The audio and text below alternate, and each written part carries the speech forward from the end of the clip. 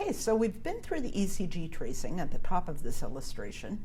Notice that the illustration's also showing us heart sounds, pressures, ventricular volume, and then some of the valve action that occurs in the heart. Let's focus on the pressures for a minute, because you now know that it's pressure changes that are going to cause valves to open and close and prevent a backflow of blood, right? So if we go up to the P wave in the ECG tracing and just follow a line down the page, you'll be able to see that the P wave is followed very closely by changes in pressure in the atria.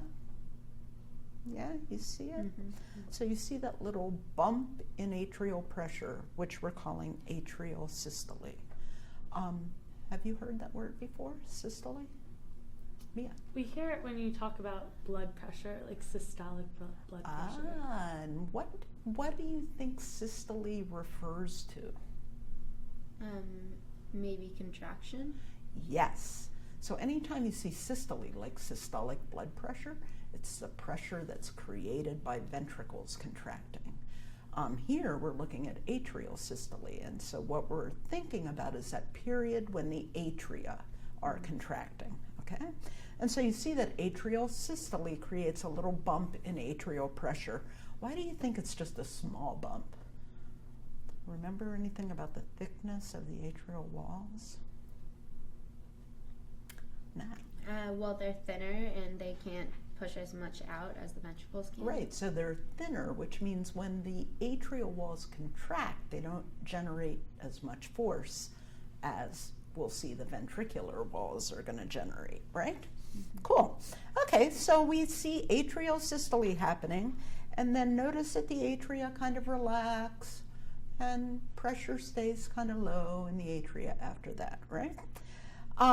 Going back up to the ECG tracing, look at the QRS complex and then follow it straight down the page, and you'll see that the QRS complex begins and it's followed almost immediately by an increase in ventricular pressure. So exciting the ventricular cells, which is what happens during the QRS complex, right? That excitation caused the ventricles to contract. And so what's ventricular contraction going to be called? What's that phase called? Ventricular systole? Exactly, ventricular systole. So the QRS complex triggers ventricular systole. And what we see, if we look at that left ventricular pressure line, what we see is that ventricular pressure begins to increase. Now at some point, very quickly, ventricular pressure increases and it crosses over that pink line. What happens at the point where ventricular pressure increases above atrial pressure?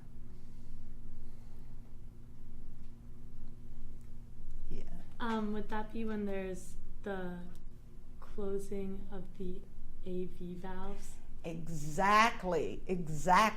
And that's when the AV valves close. That's what makes them close.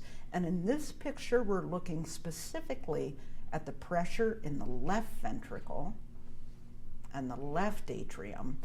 And so at that point where left ventricular pressure gets higher than left atrial pressure, specifically what valve closes? Steph?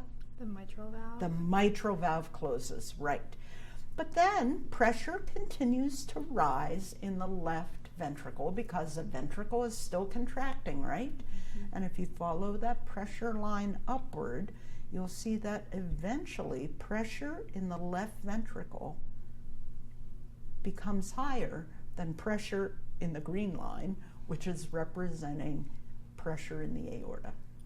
Now at the point where left ventricular pressure is higher than the aortic pressure, what's going to happen?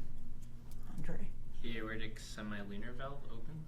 Exactly. And so that would be the point at which the ventricles really begin to eject blood, right? Okay, exactly right. So the aortic semilunar valve opened at the point where the left ventricular pressure got higher than aortic pressure. So blood is getting ejected out of the heart. Blood's going into the aorta because we're looking at the left ventricle. So blood's being ejected into the aorta. Notice that the pressure continues to climb in both the left ventricle and in the aorta.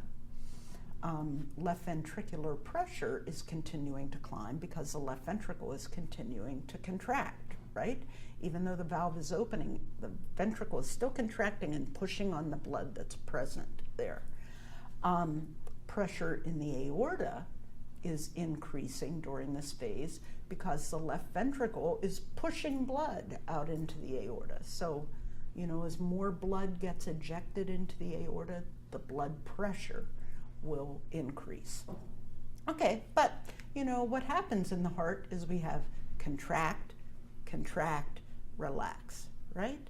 And so after reaching a peak, you can see that the left ventricular pressure begins to fall. Now, at some point, left ventricular pressure falls below the pressure in the aorta, that green line pressure. What happens at that point? Nat. Then the semilunar valve or aortic valve would close. The aortic valve closes, and what would be the benefit of the aortic valve closing? It will prevent the backflow of the blood and back into the heart. Exactly. It prevents blood from flowing backward from the aorta into the left ventricle. Yes, so the left ventricle pressure falls below aortic pressure. The aortic valve closes, but notice that the left ventricular pressure continues to fall, and that's because the left ventricle is continuing to relax, right? At some point, the left ventricular pressure falls below the left atrial pressure, and what happens at that point?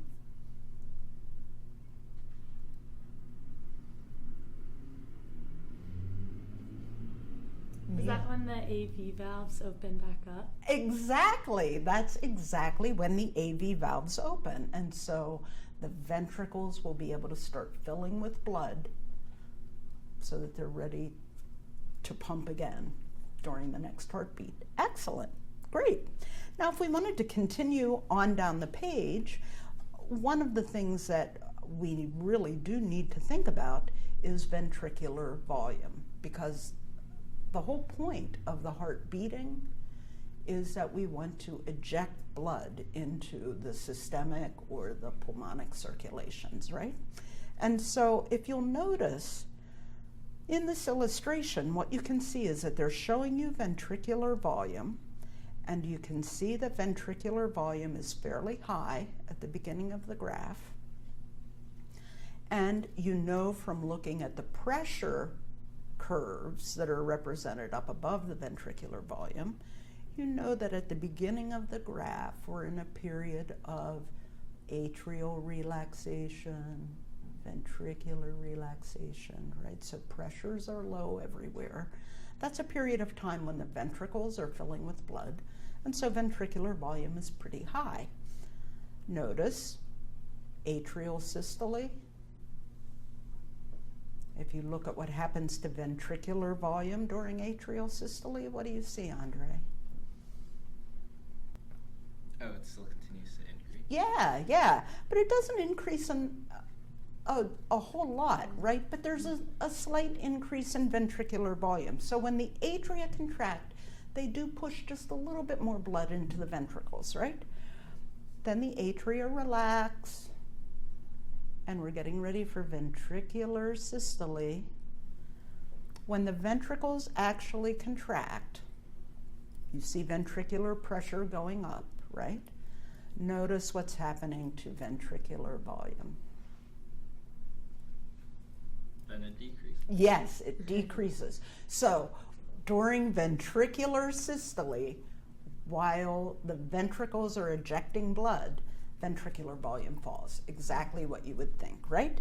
Now, we finally get to the lowest volume in the ventricles. You see it? The place where the ventricular volume is the lowest. And then you see that ventricular volume starts to increase again. Now, some valve changed its state to allow ventricular volume to begin increasing again. Which valve was it?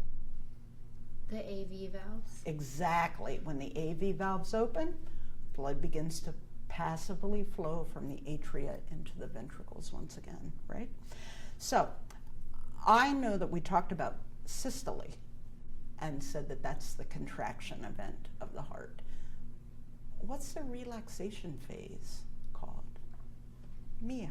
Diastole? Diastole, yes. So the ventricles fill with blood during what period? When it's relaxed, the Yes, so ventricles that- will fill with blood. So during diastole? Ventricular diastole. Ventricular. Yes, yes. The ventricles fill during ventricular diastole and they eject blood during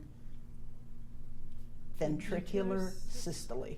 We're just practicing using the terms so that you feel comfortable saying them, and your friends will think you're highly educated. All right, so now there are a couple more pieces that we've talked about so far as we've learned about the heart and its function that are also represented in this illustration. Notice up at the top of the illustration the heart sound tracing. Heart sound 1 is caused by what event in the heart? Yes, Deb. When the AV valves close. When the AV valves close. And so we could say that heart sound 1 indicates the beginning of what phase in the heart? Ventricular systole. Ventricular systole. Yes, exactly. And then heart sound 2, I see that a little bit further along. What causes heart sound 2? Mia? When the semilunar valves close? Exactly. And so S2, heart sound 2, actually represents for us or tells us what phase is starting. Ventricular systole? Or diastole? Exactly. Ventricular diastole is starting. Right. Good job.